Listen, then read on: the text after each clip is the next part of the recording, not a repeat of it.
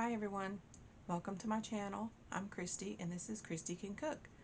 We're going to show you how to meal plan today, or at least how I do it anyway. And then we're going to start out with some stuffed bell pepper soup. If you like stuffed bell peppers, you're really going to like this because it only takes a few minutes to throw together and then you're ready to eat. We're also going to throw in a dessert, which is going to be simple and easy. It's white chocolate covered puff corn. So let's get started.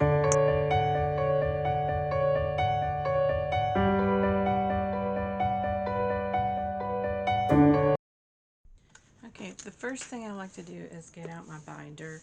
I use this.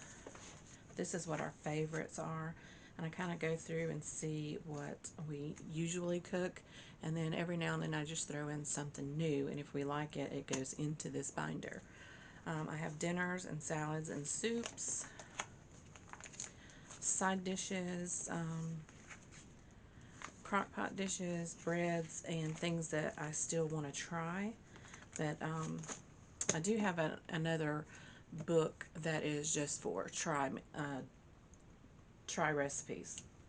So what I do is look through here, and I know that I want to do the stuffed bell pepper soup, so that's what I'm going to do in here, and that's on our list here because we really do like it. But this is where I get my ideas from, that if it's stuff that I know I can throw together and I have on hand and it's one of our favorites. So after I do that, this is my meal planner, and I use this to plan most of the meals.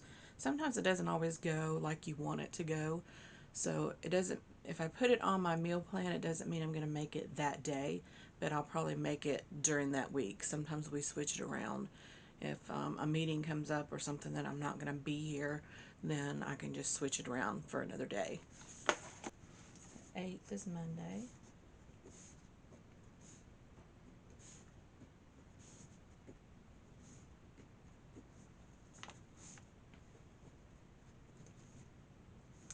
On this side, I plan out our meals, and then I don't necessarily use any of these, the breakfast and lunch, because we're always going to work, and I'm at work during lunch, so I don't need that. But the shopping list is over here. So once I write down what we're going to need, what we're going to eat, and then I write down what I'll need, I'll go through the pantry and the freezer to make sure that I have all the ingredients, and I'll mark them off, and what I don't, I'll just place an order and go pick up from usually Walmart, or I'll run into our local Piggly Wiggly. I did just get a lot of meat for the freezer, so I won't have to buy any meats, I know, for a little while. And I'll show you that in a minute, how I do my meats and I freeze them. I'm going to write boudin down here. I like to make boudin balls. It is kind of time consuming, but it's well worth it. And I'll show you that recipe soon. They're delicious. I'm not sure if you know what boudin is or boudin balls are, but they're from the southern part of Louisiana, and they make the best ones, but I do make a pretty good one, I think. So since they're so time consuming, I'm going to put that on a Saturday. Monday, I know I have a meeting and I won't get home in time to cook, so I'll just write my meeting in here. Well, we'll just eat sandwiches or cereal or something like that on that night. On the weekends are when I like to do my slow cooker meals, because I can put it in and do whatever I want on that Saturday or Sunday and not have to worry about coming home to cook. When I get home, it's already ready for me. And I want to do, Sunday, I think I want to do cilantro lime chicken that's in the crock pot, and I can use that filling for just about anything. You can do it for the chicken, you can use it for nachos, we use it in tortillas. You can also use corn tortillas and wrap them up and then fry them in a pan, and that's taquitos. So either way, this recipe is really versatile. You can use this, put it in your slow cooker and use it for whatever you want, and you can make more. That way you can kind of food prep for another meal if you want to. So on Sunday, I'm going to put cilantro lime chicken.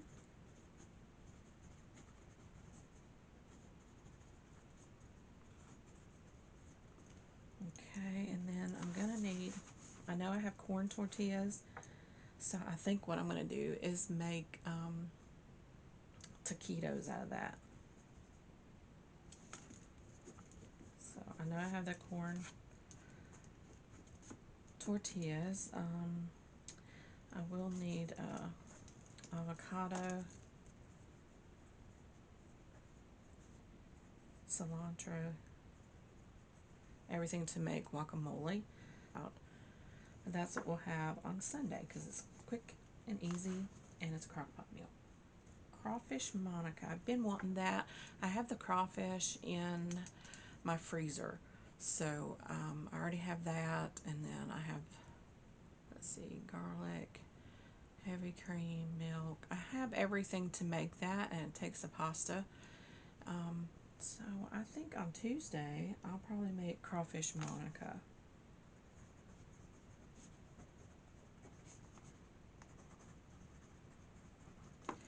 Okay, and I'll be doing all these recipes and filming them so you guys can see what we have ate. Cabbage and sausage, we really like that. Let's see, I'll have to get sausage and cabbage. So,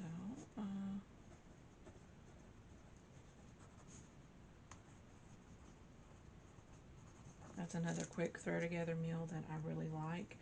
And my grandchild, she really likes fried cabbage, or about any cabbage except for in coleslaw. And let's see if any pictures catch my eye that I want to make. The quinoa salad is really good, and I'll do that in a video. And it makes enough to where you can snack on it throughout the week. I always try to make more than enough to feed us because my granddaughter does virtual schooling at my office, and I always have lunch with her there, so we'll make enough to have leftovers so I can carry them to work and we'll have lunch. Let's see, bean and bacon soup, that is another crock pot meal that you throw together, and it is delicious. It came from my cousin in Kentucky.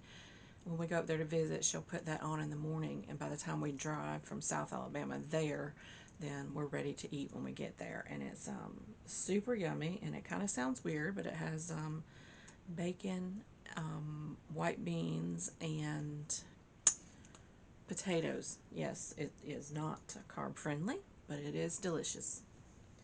So I wonder if I should make that. Oh, I know what I wanted to make. Sausage and gnocchi.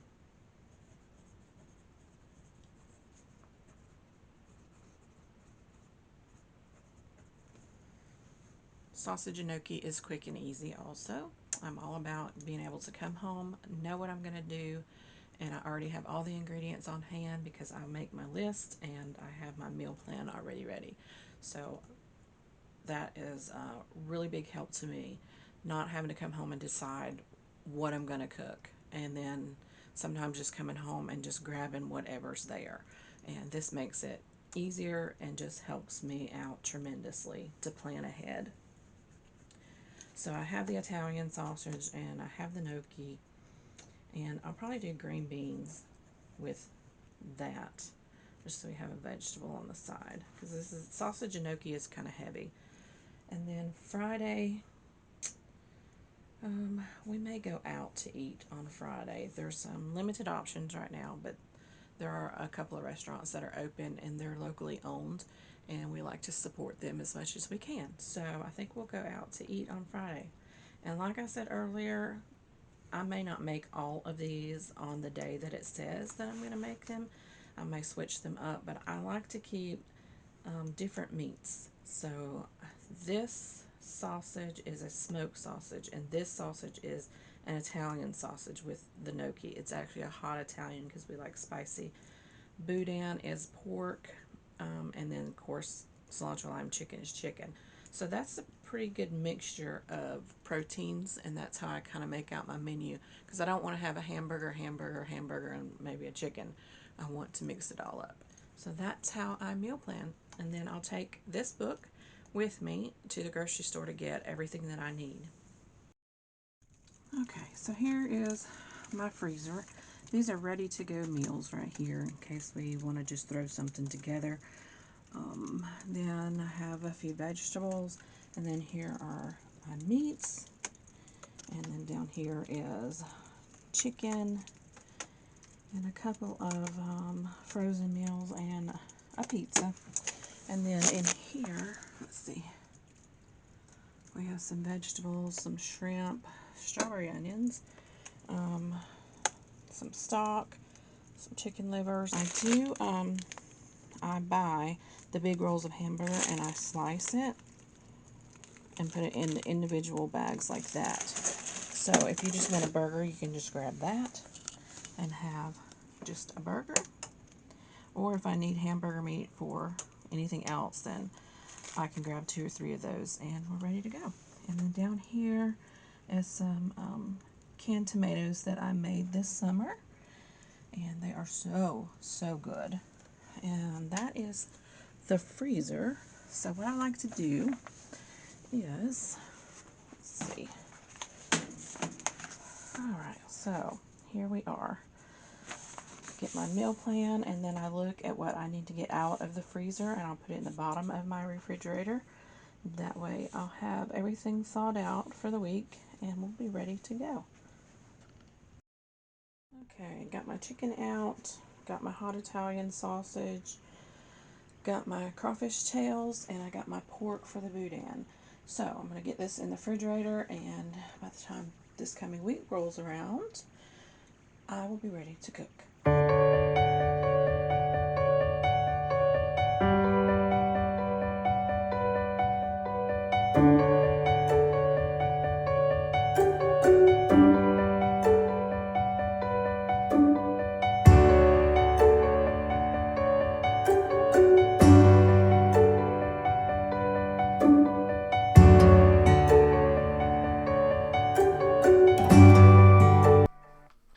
I'm not sure where the video went with me cutting up the bell peppers, but apparently it's gone. Anyway, in this pot, the big pot, I have some ground beef that I browned until it's almost done, and then I added those chopped up bell peppers. And in the back there, I have some rice going. Now, the best way for me to cook instant rice is equal parts of rice and water, and I add a little salt. I bring the water to a boil, then I add in my rice, and then once it comes to a boil again, I'll just cover it with a lid and turn it off and just let it sit, and it comes out perfectly fluffy every single time. So this is the way that I like doing it.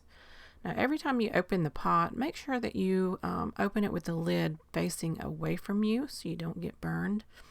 And we're just going to mix this up a little, and I've already added in salt, pepper, and garlic to this, and I'll add some oregano later. But we'll let it simmer and cook away for a little bit, and then we'll end up draining the grease off because there is some grease in there, and I don't want that in my bell pepper soup.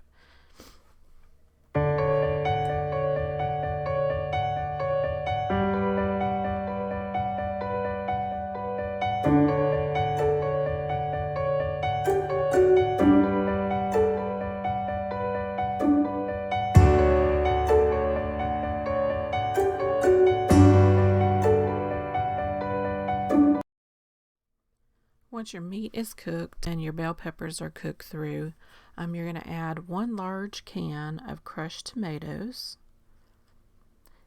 And then we're going to I add in 1 small can of tomato sauce, and it just didn't look like enough to me. So I ended up adding 2 of the tomato sauce. And then I used those 2 little cans and filled them with water and added that to my mixture, because the rice, once it's cooked, it will still absorb a lot of that liquid that's in the soup itself.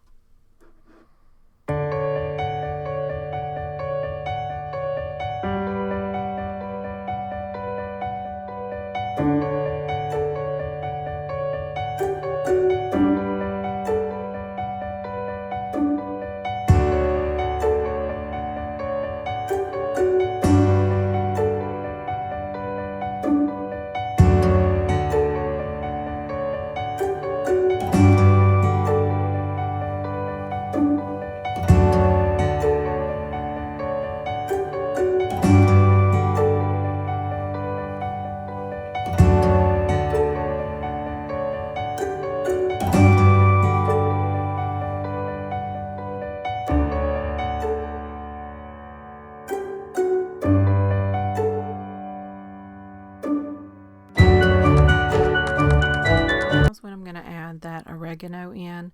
You can add as little or as much as you like. That's up to you. And at this point, you can add any other seasonings that you want. We like this. I want to keep it simple in this soup because the bell pepper is really the star of the show. So the rice is perfectly cooked. You're going to see how fluffy it is. It turns out every time I make it this way, it turns out good. So we just dump that right in there, and then we're going to give it a good mix. And once it's mixed together, you'll want to simmer it for about 5 to 10 minutes just to make sure everything is hot and ready to go. And then it'll be time to eat.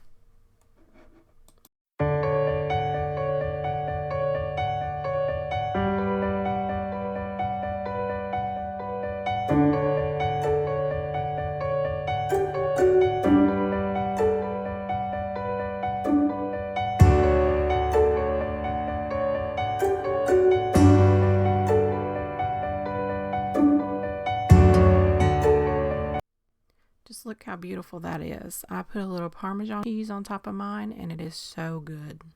Now for dessert. Take 1 bag of Puffcorn. I like the buttered Puffcorn. I wouldn't use any other kind. Just dump that all into one big bowl.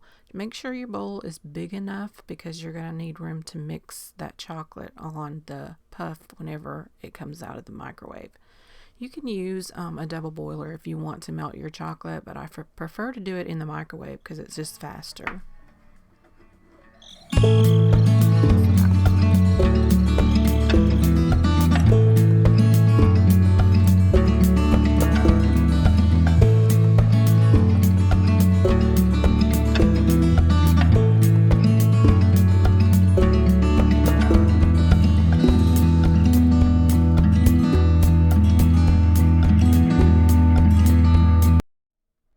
Now the chocolate's melted, we're going to add it right to the puff.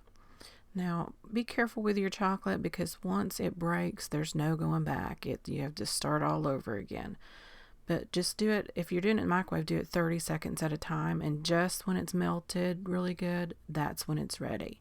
So then you pour it all over the top and you just mix it in as best you can, not squishing any of the puffs, but just coating them.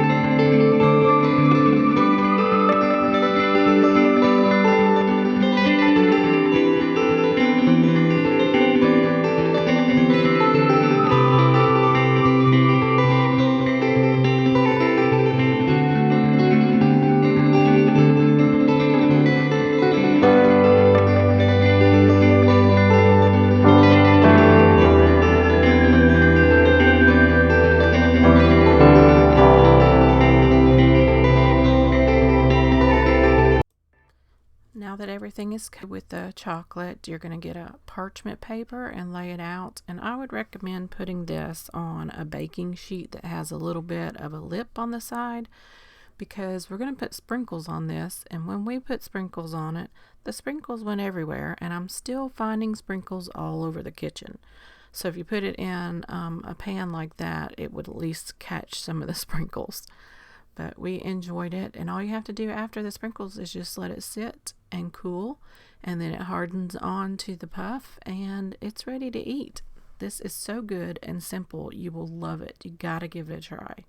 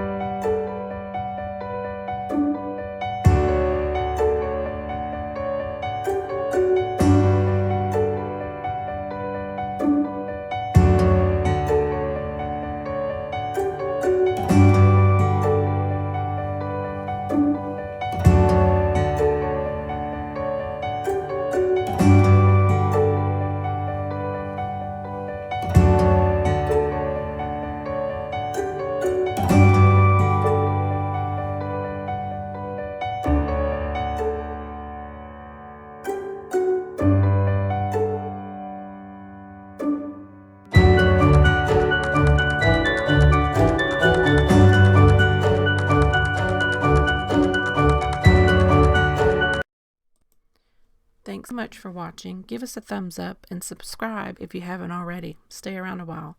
The recipes will be in the description box below. Thanks, and have a good day, y'all. Bye.